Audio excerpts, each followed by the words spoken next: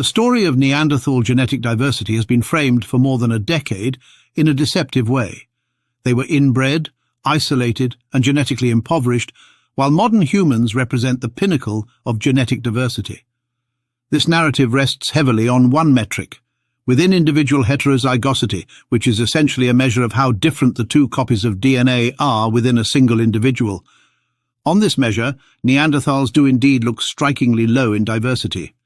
Some individuals, especially from later populations in Europe, show long runs of homozygosity consistent with small, effective population sizes and repeated inbreeding. But this is only one dimension of diversity, and it is not the one that matters most when populations are highly structured. Once you step outside that single metric and begin looking at between-population divergence, an entirely different picture begins to emerge, one that aligns closely with what the genetics are showing. In strongly subdivided populations, genetic variation is not evenly distributed within individuals. Instead, it is partitioned across groups. The statistical signal of this is that subpopulations differ sharply from one another, even if each subpopulation individually shows low heterozygosity. This is exactly the condition expected for Neanderthals. Neanderthals were not a single, well-mixed population. They were spread across a vast geographic range, from Iberia to Siberia, for hundreds of thousands of years, repeatedly fragmented by glacial cycles, ecological barriers, and local extinctions. Each of these regional groups would have experienced genetic drift in relative isolation, accumulating distinct mutations and losing variation internally. The result is a system where any given Neanderthal individual looks genetically poor, but the species as a whole contains deep divergence across space. This is not speculation, it is visible directly in the mitochondrial DNA record. The Hohenstein-Stadl specimen, for example, carries a mitochondrial DNA lineage that is deeply divergent from other Neanderthals, so much so that its pairwise distance approaches, and in some comparisons exceeds, the maximum observed within modern humans globally.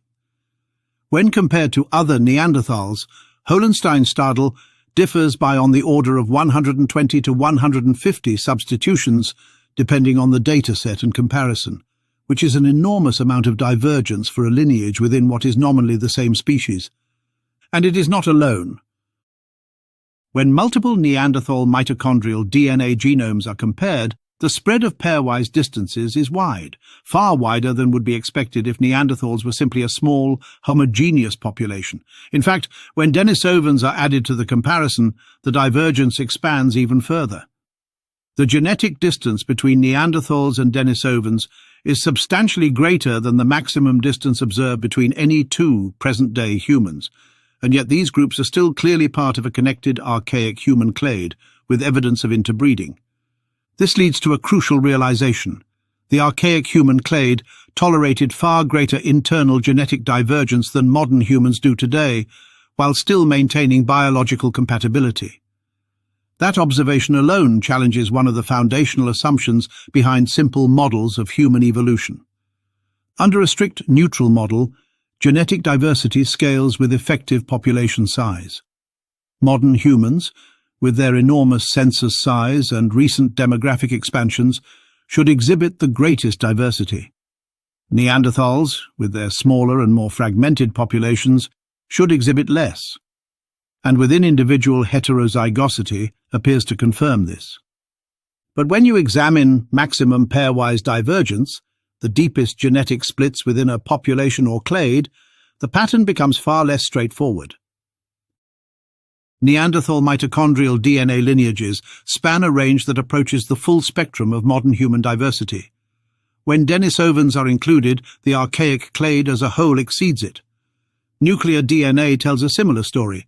The divergence between Denisovans and Neanderthals is roughly double the largest divergence seen among modern humans. That is not a trivial difference. It implies that the archaic human system preserved genetic lineages that had been diverging for hundreds of thousands of years, yet still interacted, exchanged genes, and remained part of a broader evolutionary network.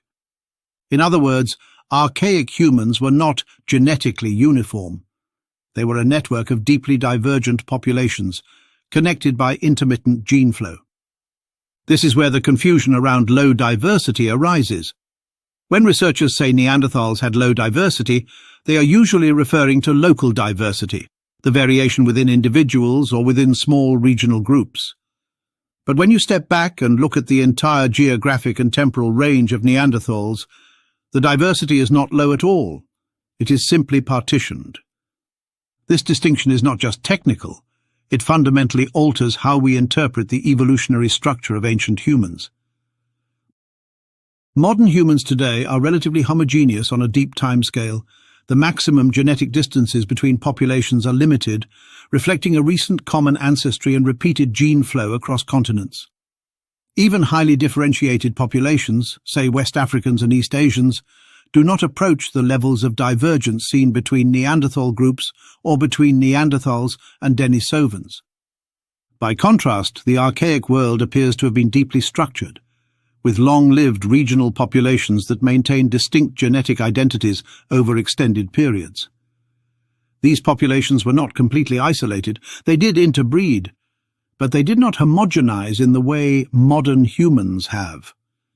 That raises an uncomfortable question for simple out-of-Africa models. If modern humans represent a recent expansion from a relatively small ancestral population, then their lower maximum genetic divergence makes sense. But if archaic humans with smaller effective population sizes show greater deep divergence, then diversity cannot be interpreted purely as a function of population size or time. It must also reflect population structure, longevity of lineages, and patterns of gene flow. This is precisely where frameworks like maximum genetic diversity theory attempt to intervene, arguing that diversity is constrained by functional or systemic limits rather than scaling indefinitely with population size. Whether or not one accepts that framework in full, the empirical observation it draws attention to is real. More individuals does not necessarily mean more retained deep diversity. Modern humans may have lost deep lineages through bottlenecks, expansions, and homogenization, even as their total numbers increased. Archaic humans, in contrast, may have preserved older, more divergent lineages precisely because they were subdivided and less connected. Seen this way, Neanderthals are not an evolutionary dead end, characterized by genetic poverty.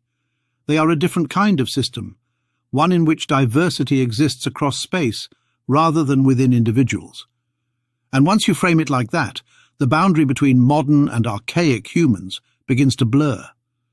Neanderthals, Denisovans, and early Homo sapiens were not cleanly separated species in the way that traditional taxonomy suggests. They were overlapping populations within a broader human lineage complex, capable of interbreeding and exchanging genes. The differences between them were real, but they were differences of degree, geography, and structure, not absolute reproductive isolation. The genetic data reinforce this repeatedly. Modern non-African humans carry Neanderthal DNA.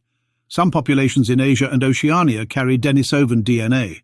There are even individuals in the ancient record, such as the Denisova hybrid, who had one Neanderthal parent and one Denisovan parent, demonstrating direct interbreeding between deeply divergent groups.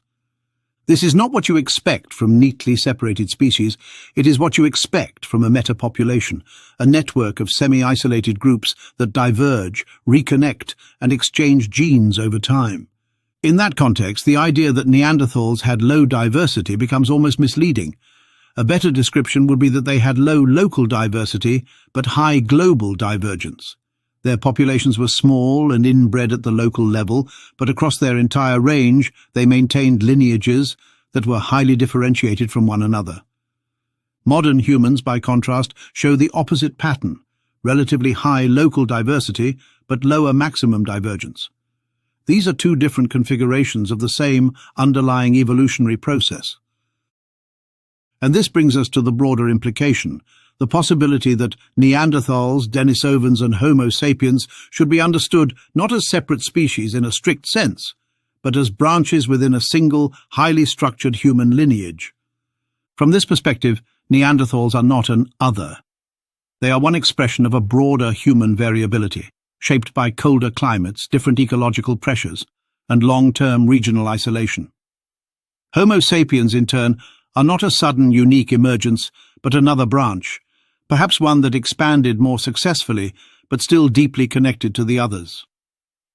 The shared use of Levallois technology, the similarities in burial practices, the overlap in morphology in transitional fossils, and the clear genetic admixture all support this interpretation. The differences are real, but they are differences within a continuum, not across an unbridgeable divide. And when you layer the genetic evidence on top of this, particularly the evidence for deep divergence within the archaic clade, the case becomes even stronger that what we are looking at is not a clean tree but a web. A web in which populations split, drift apart, develop distinct features and then reconnect. A web in which diversity is not evenly distributed but clustered, sometimes hidden within isolated groups, sometimes spread across continents. A web in which the categories we impose, Neanderthal, Denisovan, Homo sapiens, are simplifications of a far more complex reality. So the real takeaway is not simply that Neanderthals had high genetic diversity. It is that our standard metrics and narratives are insufficient to describe the kind of diversity they had. They were not genetically uniform. They were not evolutionarily stagnant.